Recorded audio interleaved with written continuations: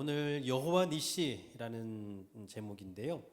예전에 제가 교회에서 이 청년들하고 축구를 좀 많이 했는데 축구를 할 때면 언제나 제가 좀 주로 이렇게 팀을 좀 짰습니다. 왜냐하면 제가 유리하게 짜야 되니까요. 그래서 잘하는 친구들을 제 편에 다 놓고 좀 못하는 애를 반대쪽에 놓고 항상 아이 친구들이 왜 이러냐고 맨날 그렇게 하고 막 입이 많이 튀어나오지만 뭐 어쩌겠어요. 그럼 네가 목사하든가 뭐 이렇게 하다가 그렇게 해서 늘 제가 유리하게 항상 짜는데 이상하게 유리하게 짤 때마다 고전하고 진 적이 되게 많았어요. 그래서 왜 이러냐 늘 생각하는데 뭐 충분히 예상하시는 것처럼 너무 팀이 좋으니까 다 알아서 하겠지라는 생각 때문에 뛰지 않는 거예요. 네, 서로 다 잘하는 사람들을 믿고 뛰지 않다 보니 죽어라 뛰는 상대편에게 언제나 지는 겁니다.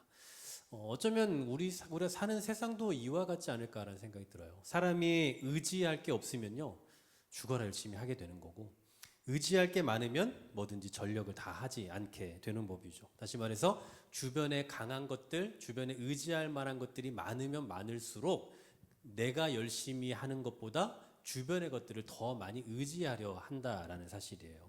그래서 이 성경의 신명기 17장에 보면 왕의 규례라는 게 나오거든요. 그러니까 왕이 된 자들에게 하시는 말씀이에요. 왕의 규례. 그런데 이런 말씀이 있습니다. 왕이 된 자는 말을 많이 두지 말라. 말. 여러분, 이 말이 안 되는 얘기예요.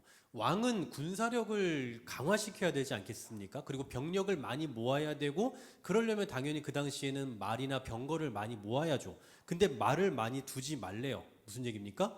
군사력에 힘쓰지 말란 얘기예요. 왜냐하면 군사력이 막강해지면 결국 왕이 뭘 의지하게 됩니까? 그 군사력을 의지하게 되죠. 사람을 의지하게 되는 거예요. 주변을 의지하는 겁니다. 그러면 자연스레 하나님을 멀리하게 되겠죠.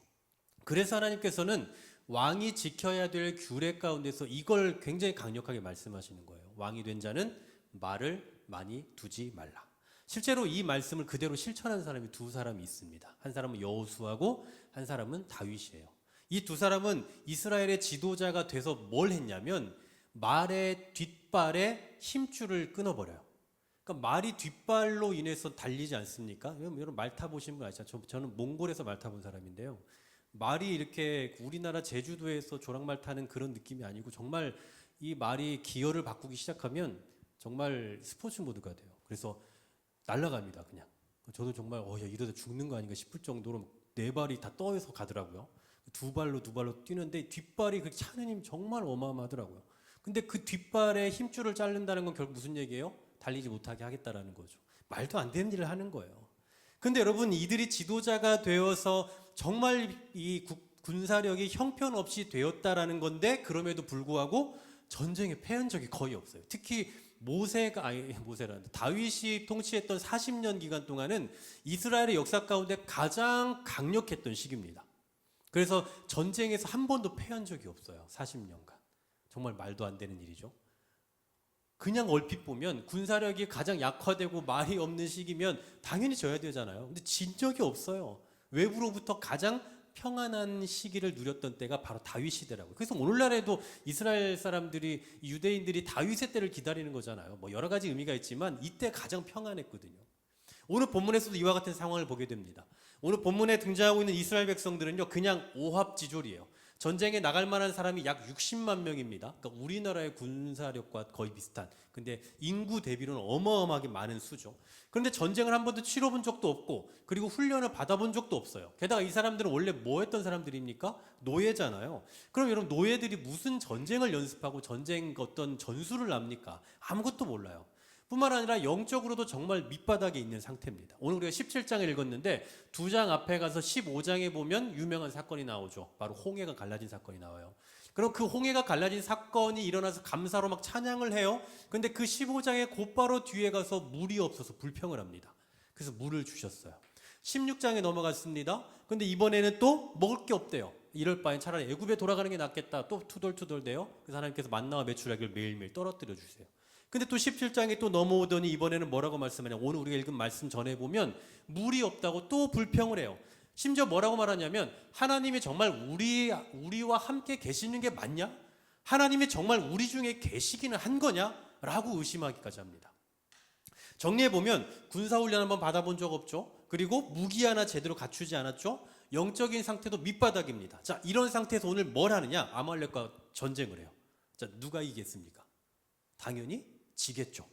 그런데 놀랍게도 승리를 해요. 이 말도 안 되는 승리. 어떻게 승리하느냐? 여러분 다 알고 계시는 내용이니까 제가 짧게 말씀드릴게요. 9절 말씀에 보면 모세가 여호수아에게 사람을 택해서 아말렉 사람들과 전쟁을 하라고 해요.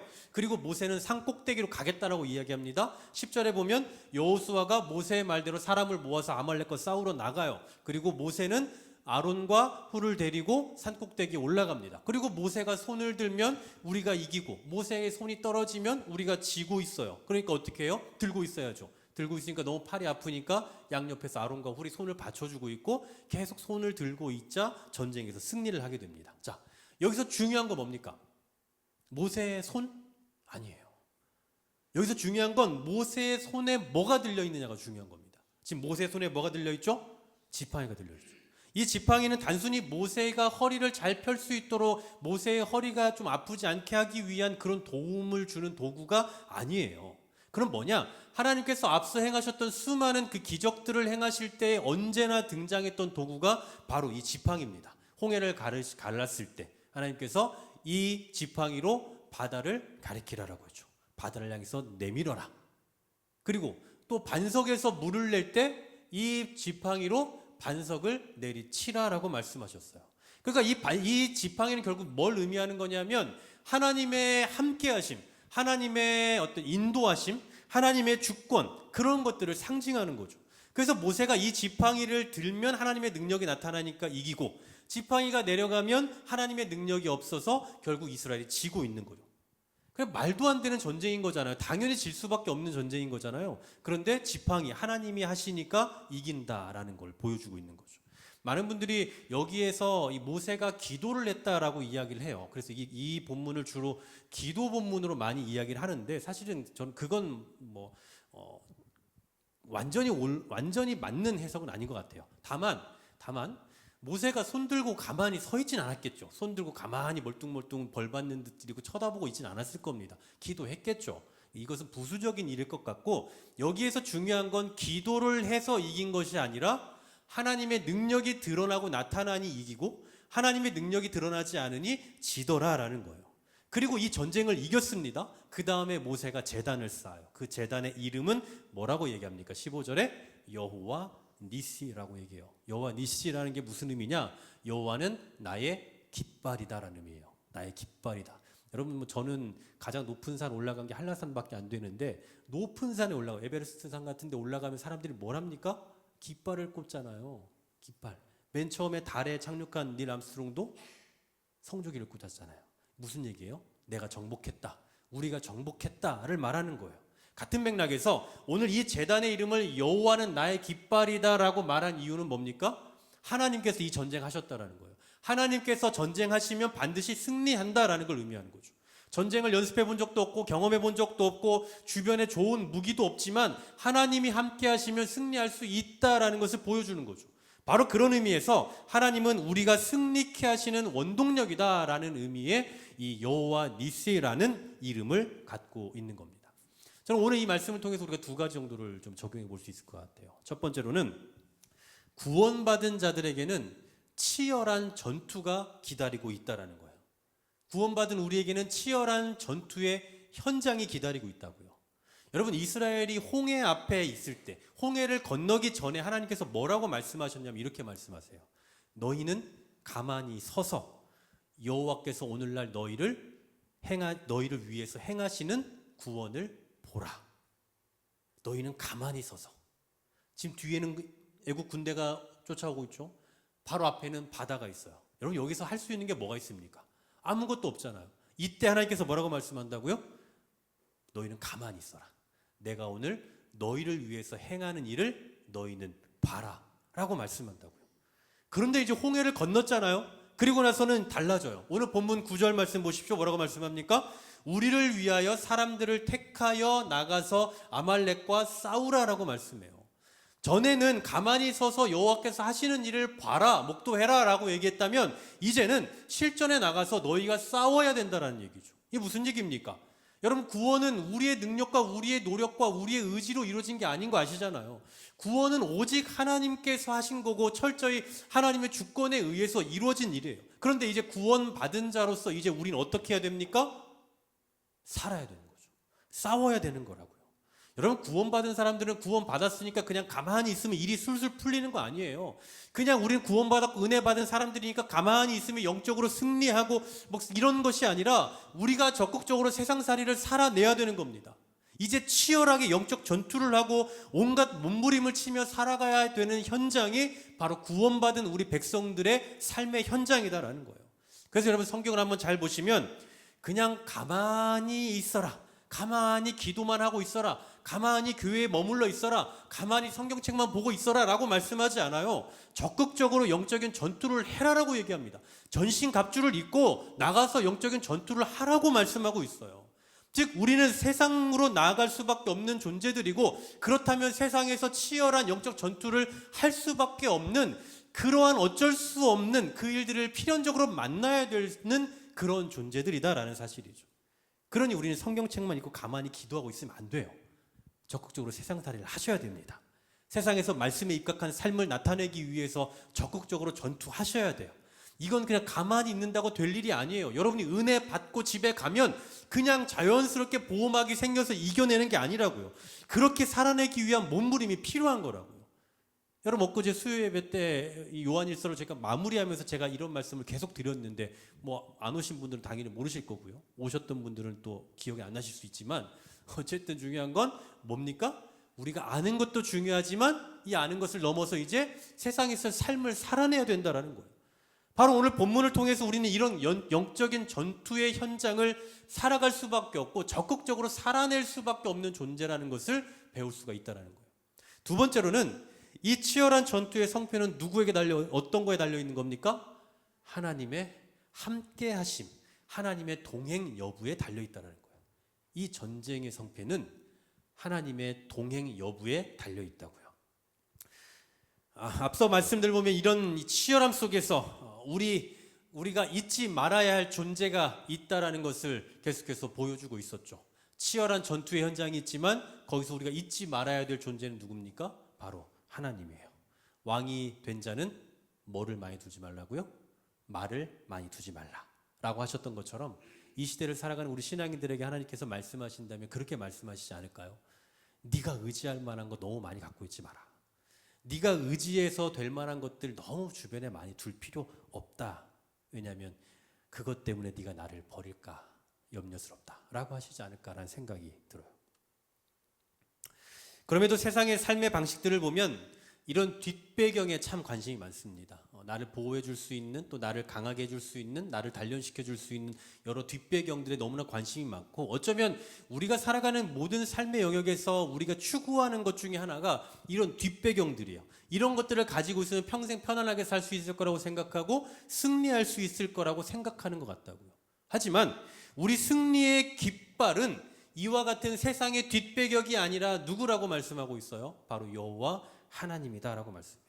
우리 인생의 승리를 주시는 분은 바로 하나님이라고요.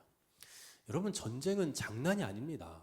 지금 우리가 이 눈으로 지금 아말렉과의 전투를 읽고 있지만 전쟁은 아이들 소꿉장난이 아니에요. 모세가 손을 들면 이기고 손을 내리면 진다? 여러분, 이런 얼토당토하는 얘기가 어디 있습니까? 손 들면 이기고 손 내리면 진다. 이 손 하나에 전쟁의 승패가 달렸다는 게 얼마나 어이가 없는 얘기냐고요. 하지만 이걸 통해서 뭘 보여주시는 거냐면 하나님의 확고한 의지를 보여주시는 거예요. 이 전쟁은 내가 치르는 거다. 이것은 내가 개입해야 이기는 거고 너희가 가진 자원으로는 도저히 이길 수 없다라는 하나님의 확고하신 뜻을 나타내 보이고 있는 거라고요.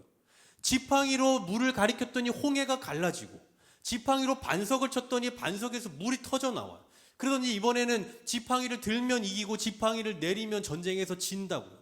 이 말도 안 되는 하나님의 역사하심, 일하심을 통해서 지금 하나님은 뭘 보여주고 계시는 거냐면 내가 아니면 할 수 없다, 하나님이 아니면 할 수 없다는 건 너무나도 명확하게 선포하고 계시다는 거예요. 저는 오늘 이런 얘기들 있잖아요. 이런 얘기들, 이를테면 하나님을 의지해야 된다, 하나님이 우리의 유일한 승리의 깃발이 되신다, 하나님과 함께해야 승리한다, 이런 말들이 우리에게 너무나 추상적으로 들리게 될까 봐 저는 너무 두렵습니다.